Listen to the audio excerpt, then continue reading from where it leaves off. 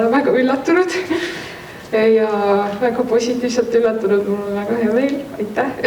Ma ise ei ole tegelikult üldse klaverimängija, ma olen hoopis kontrabassist, ma lõpetasin eelmisel kevadel Elleri muusikakooli, aga õppisin seal siis ka 2 aasta jooksul valikkompositsiooni Katrin Alleri juhendamisel ja temaga mulle saatis siis selle kutse ja ikka sundis mind tagant, et sa ikka pead kirjutama sinna, sul on viimane võimalus. Ja mul endal klaveriga on pigem sellised suhted, et ma ise kardan sinna klahvide taha istuda, aga samas ma väga imetlen, kui seda pilli nii hästi mängitakse. Ma loodan, et täna ma kuulen ka väga palju häid esitusi kohe kindlasti. Ja jah, ütlesin, olen kontrabassist ja nii, ja siis sellest loost endast ka Soo ja tema kured.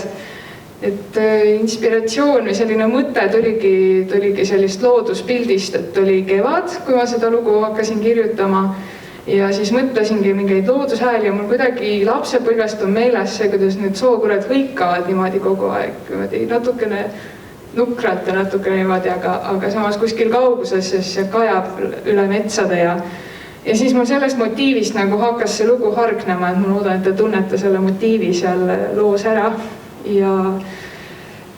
Ja siis selline soo kui looduspilt sinna ümber ka, et vesi võib-olla natuke virvendab ja seal on selline võib-olla natuke külm, aga samas siis need kured hakkavad nagu kevadel tantsima oma väga sellist kummalist tantsu, mis on nende rituaal. Ja siis sellest kõigest see lugu nagu üritabki pajatada. Mul on tõesti väga hea meel, et see tuleb täna ettekandele. Suur tänu!